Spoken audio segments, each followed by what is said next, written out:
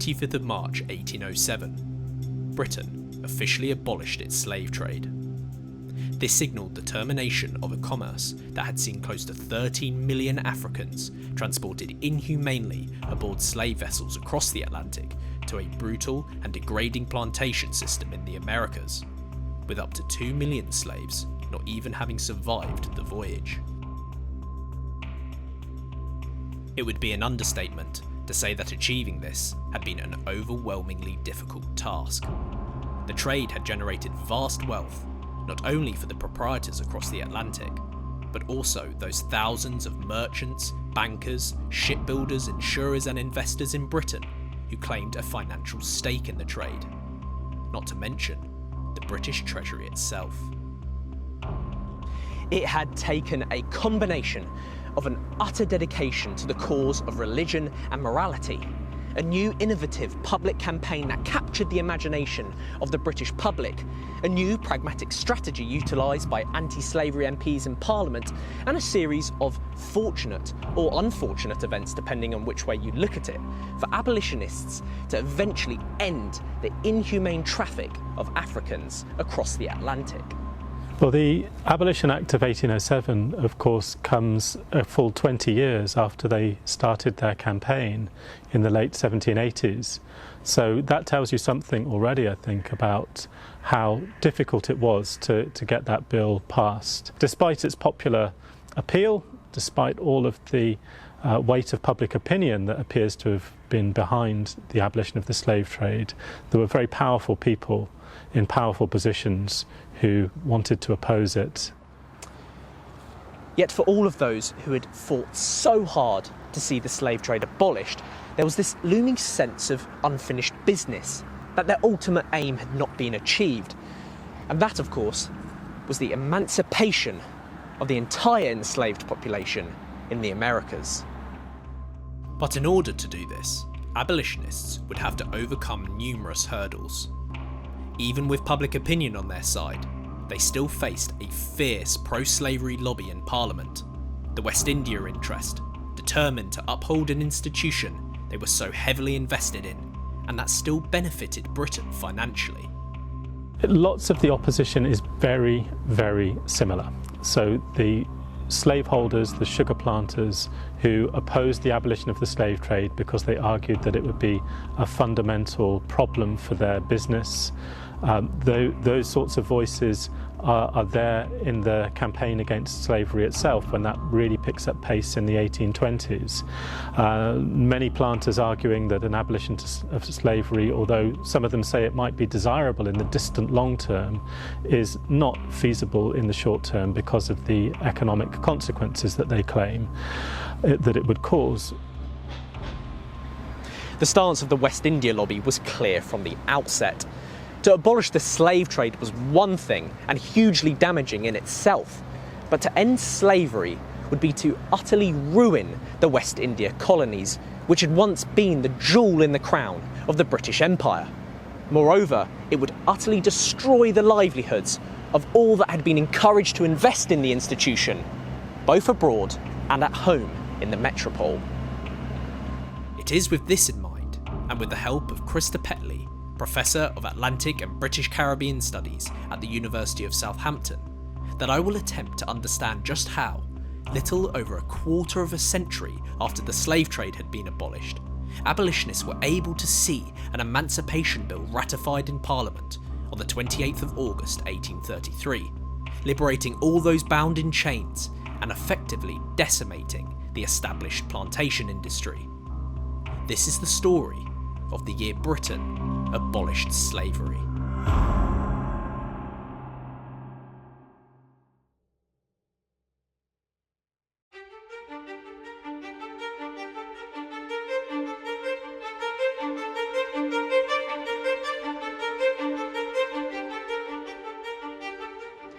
On the 1st of January 1808, British ships were now banned from carrying on the slave trade, and British colonists in the West Indies were forbidden from importing new slaves from Africa.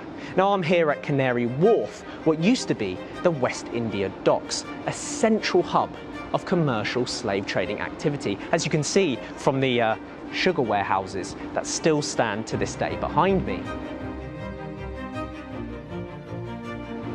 Now, you may think places like the West India Docks would have suffered immensely or even ceased to exist after 1807. After all, no slave trade surely meant no commerce. But the reality couldn't have been more different. Business boomed at the West India Docks even after 1807. Sugar, rum and coffee imports all increased dramatically.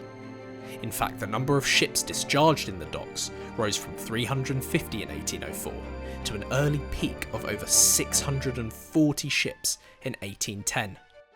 The company was flush with money. Profits beyond the dividend limit amounted to over £800,000 by 1818, roughly 70 million in today's money. What abolitionists knew, but many Britons failed to consider, was that the abolition of the slave trade had actually made precious little difference to the 700,000 men, women and children who remained in bondage in the West Indies. On the 25th of March 1807, they still rose at the crack of dawn and worked tirelessly in the sugarcane fields and boiling houses, and continued to feel the excruciating pain of the whip.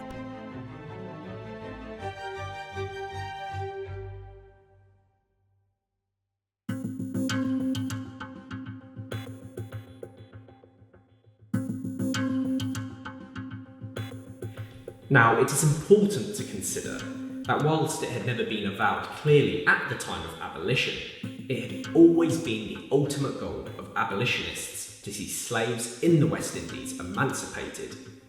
One only has to look at William Wilberforce's Appeal, a pamphlet he wrote in 1823, to see that this was the case. Wilberforce writes in response to questions as to why, if the horrors of slavery were known as early as 1807, abolitionists hadn't done more to push forward for an emancipation bill in Parliament. It is true that the evils of the West Indian system had not passed unnoticed, and we would gladly have brought forward a plan for ameliorating the conditions of the slaves, but that the effort was beyond our strength.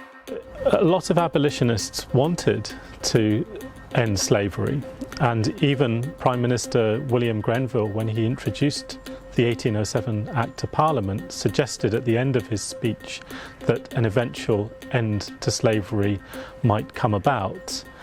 But the initial decision of abolitionists, a strategic one that they made at the beginning of their campaign, was that the weakest part of the Atlantic slave system, and the one that was easiest for them at that time to criticise, was the slave trade, because it was so horrific. The whole system is horrific, but that particular part of it, the trafficking of human beings as cargo across the Atlantic, was the bit that they knew they would be able to oppose.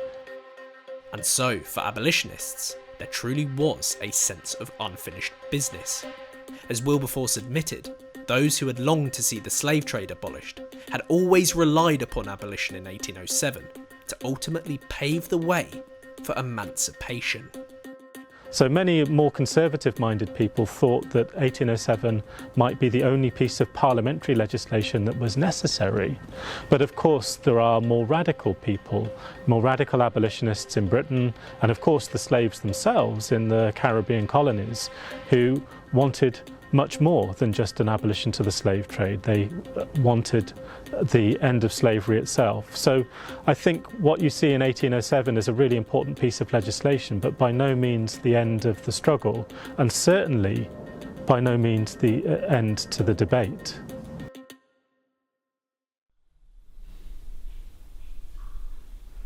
Now, I think it's really important to consider, when looking at sources such as William Wilberforce's Appeal, a key document when contemplating the Emancipation Bill in 1833, that we focus on this date of publication, 1823.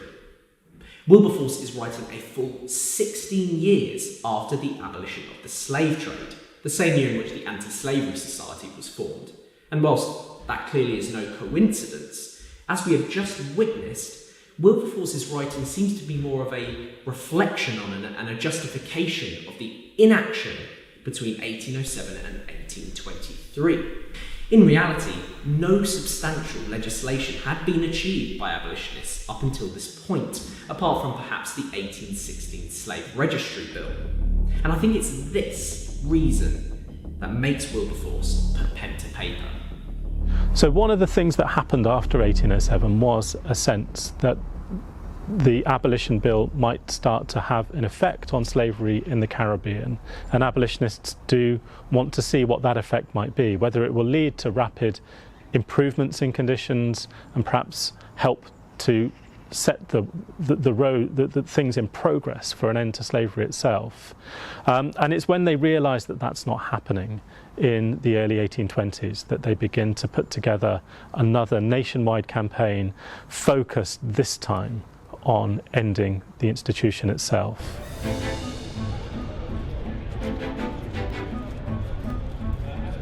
Number 25 Poultry is an address that no longer exists, but for years it was home to a storied tavern, the King's Head, what is now a hotel. Now by 1823, evidently enough time had passed before previous members of the original Abolition Society, that is the Society for Effecting the Abolition of the Slave Trade, members such as William Wilberforce and Thomas Clarkson came together again to form a new society. The new organisation was, however, in desperate need of new blood. Many of the loudest voices against slavery in the late 18th century had passed away, and both Wilberforce and Clarkson were both suffering from poor eyesight and ill health. In fact, Wilberforce wore a steel corset to keep himself upright.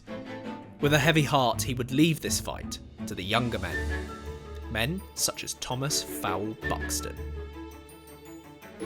Born into a family of Quakers, Thomas Buxton had been inspired by those closest to him to serve the anti-slavery cause.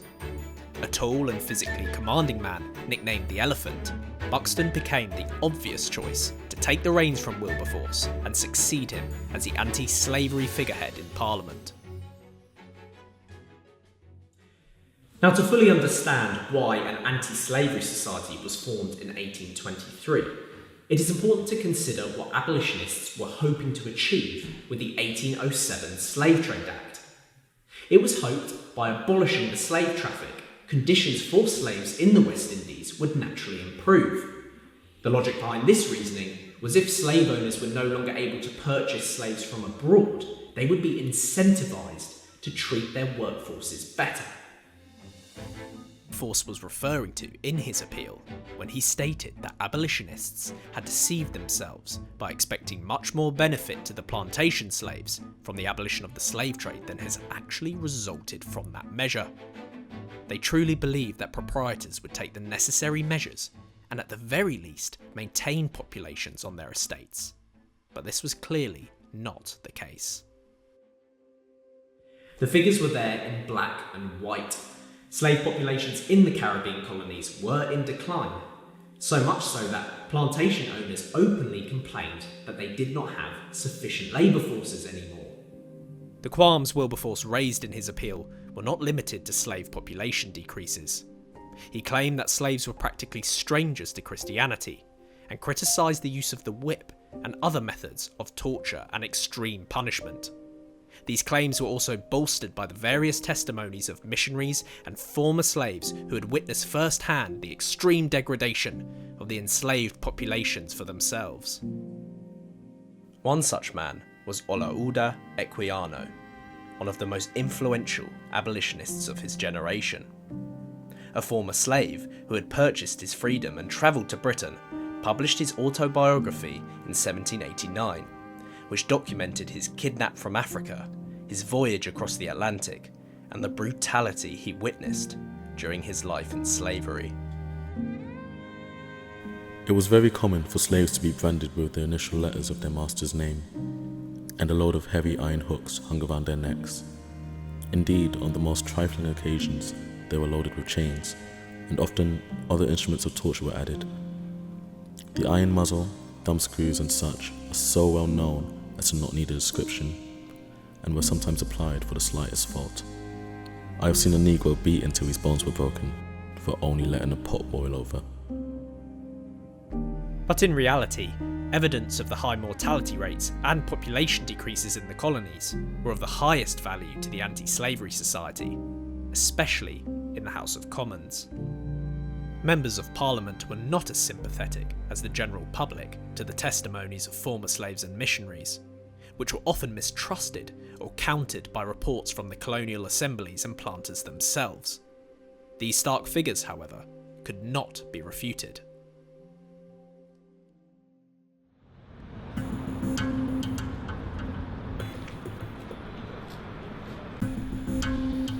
And so they had the statistics, they had the testimony, and no one can doubt that they had the moral high ground at this point. But members of the Anti-Slavery Society knew the mammoth task that lay ahead, were they to see an emancipation bill voted through in Parliament. The world inside the House of Commons was an isolated, hostile den, where, as historian Michael Taylor has noted, there was no such thing as left or right. It was all about connections and interests, the most powerful and influential, of course, being the West India lobby. The abolitionists knew that by proposing the end of slavery, they had effectively declared war on one of the most powerful political groups in British history. So there are MPs sitting in Parliament throughout the whole of this period who are slaveholders, who are absentees, that is to say people who own property in the West Indies, usually sugar planters, but sometimes also merchants, who own slaves in the Caribbean, but who have removed themselves to Britain. They're wealthy enough to do that and become elected to Parliament, and they form part of this bigger West India interest. And although that group is declining somewhat after the Napoleonic Wars, they remain a really influential pressure group. So one thing that abolitionists are up against is a really well-equipped and seasoned group of political lobbyists who are arguing in favour of the slaveholders.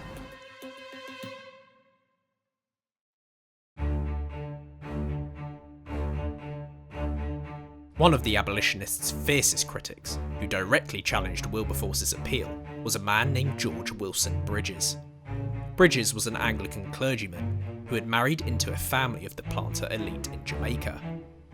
He had travelled to the colony in 1816 at the invitation of the governor, and had soon become rector for the parish of St. Anne.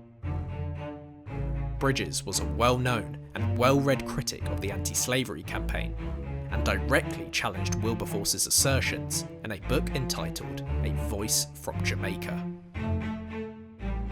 He claimed that Wilberforce, having not been to the colonies, knew little of the actual state of slaves, a common argument used by proprietors across the Atlantic and in the Commons, and that Wilberforce completely disregarded the efforts that had already been made by Anglican clerics and plantation owners to improve the conditions of the enslaved population and raise them to the rank which all Christians should be.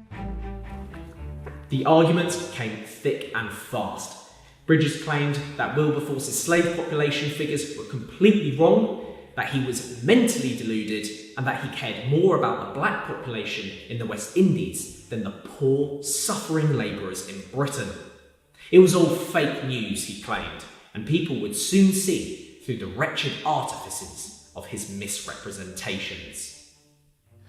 One of the main arguments that's presented against abolitionists is that they deal in theory, that they are armchair philanthropists, and that it's really the slaveholders themselves, that's how the slaveholders present it, that know the situation on the ground in the West Indies, and that the abolitionists are these distant do-gooders who don't really understand the practicalities of things.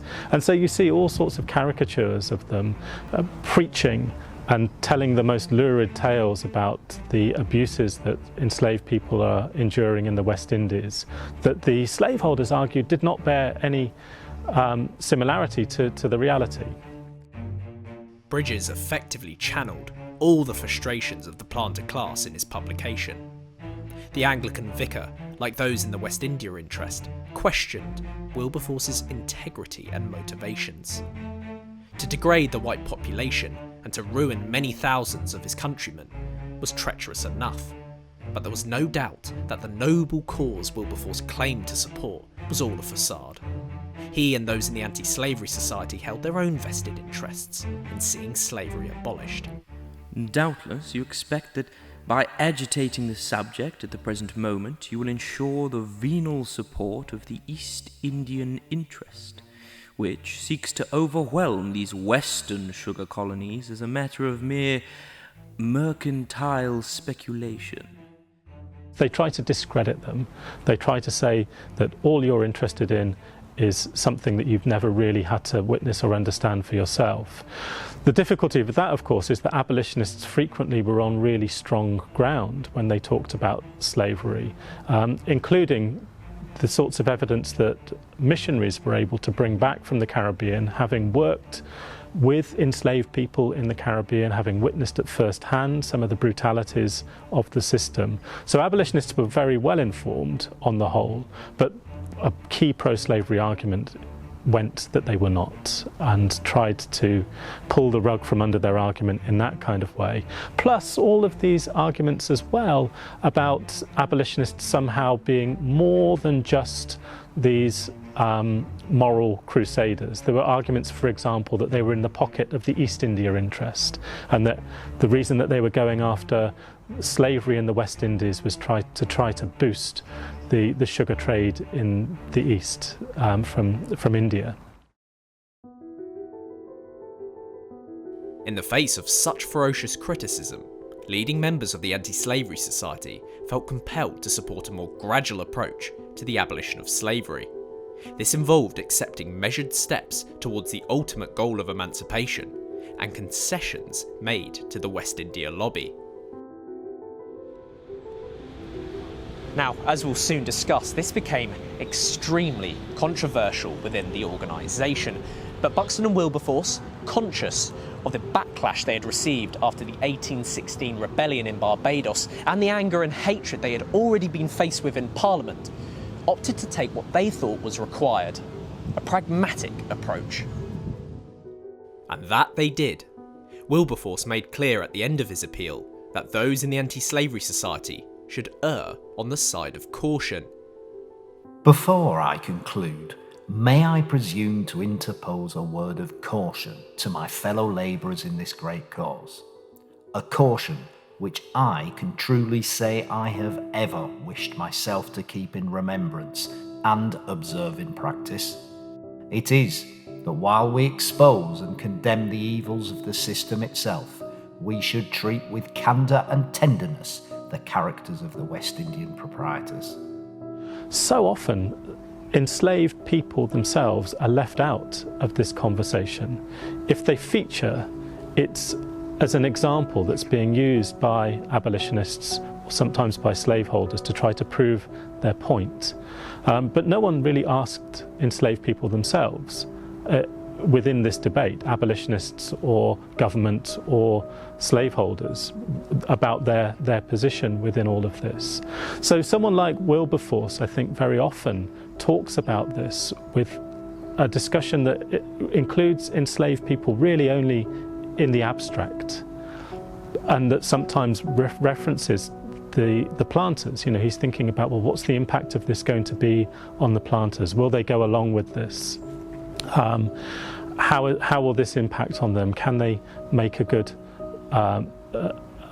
go of whatever comes out? That's quite informative, I think. It tells you something about the abolitionist mindset when you look at other sources about government's perspective on this. And planters certainly were a really important part of the consideration of abolitionists and of government through this whole process.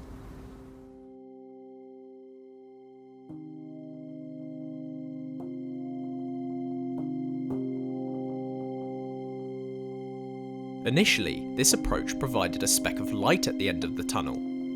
After months of lobbying in Parliament for gradual emancipation, Buxton had managed to convince the Foreign Secretary Lord Canning, who was the face and heart of the British government at the time, to propose a set of ameliorative measures to improve the conditions of slaves in the West Indian colonies. "This House looks forward," Canning stated, "to a progressive improvement in the character of the slave population." He even urged MPs to vote for the accomplishment of this purpose at the earliest period. This all looked great on paper to Buxton, but he was in for a rude awakening.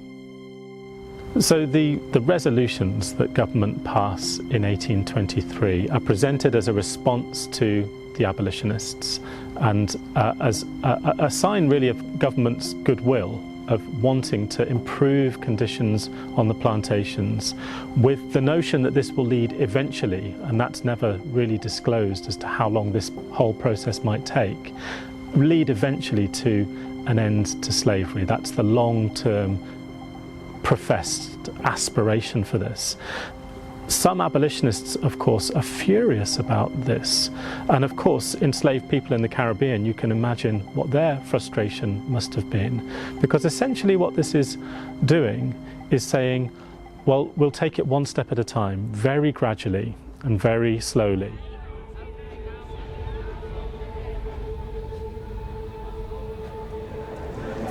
Buxton's blood boiled once he had realised he had fallen straight into Canning's trap. His resolutions, which realistically postponed any chance of reform in the colonies. After an anti-slavery society meeting here at the Truman Brewery in Spitalfields, Buxton cursed at the legislation to such a degree that those closest to him began to challenge his Quaker descent. For pragmatists like Buxton, it became increasingly testing to continue to endorse the gradualist approach. He still, however, was uncertain that any other strategy would achieve colonial reform. What he could be sure of was that the offer of a gradualist approach had angered many who supported the anti-slavery society and polarised the organisation. Spearheaded by younger female campaigners such as the social reformer from Leicester, Elizabeth Hayrick, a more radical section emerged. Hayrick, in a widely read pamphlet published a year after the calculated and ineffectual resolutions of amelioration proposed by Lord Canning, called for immediate as opposed to gradual abolition. So those with a real pressing interest and concern, of course enslaved people are the most obvious group with that pressing interest and concern in ending slavery straight away, find that kind of approach extremely frustrating. But so too do many abolitionists in Britain. Elizabeth Hayrick is the most famous example of a Quaker abolitionist in her case, who argues very stridently for immediate, not gradual emancipation.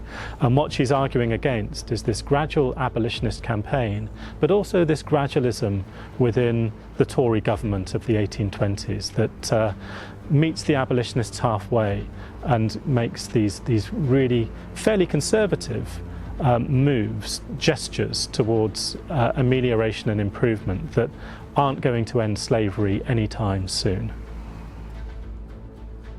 Hayrick's displeasure at the gradualist approach was accompanied by a mass public campaign led by figures such as Joseph Sturge and George Stephen, the younger son of the famous abolitionist campaigner James Stephen. They had gone back to their roots, tactics that had worked so well for them in their fight to see the slave trade abolished. Petitions were signed by hundreds of thousands of people, sugar boycotts were organised, and yet again, public pressure was applied to those in government. It was at this point that we see a change in momentum. There was now a popular campaign, there were sugar boycotts, and there were petitions being signed. And even those who had previously advocated the gradualist approach were starting to change their tune. Abolitionists had paid their opposition far too much respect. They had attempted to empathise with the West India interest, and it had come back to bite them. It was now time to take the initiative. Yet members of the anti-slavery society were still missing something. They had the evidence and popular support, but this was not nearly enough to sway votes in favour of an emancipation bill. You see, up until this point, there are a few things that made the West India interest such a formidable force. Number one, they had the strength in numbers in the form of MPs in both houses. Number two, the products of slave labour were still enjoyed by the masses in Europe and brought in vast quantities of wealth to the metropole. And number three, Many people truly empathised with the planter class, believing them to be honest capitalists who treated their slave labourers with care, or at least certainly a lot better than the poor labourers in Britain. Yet it would take little over a decade from the time at which the Anti-Slavery Society was formed for every single one of these pillars to crumble to the ground.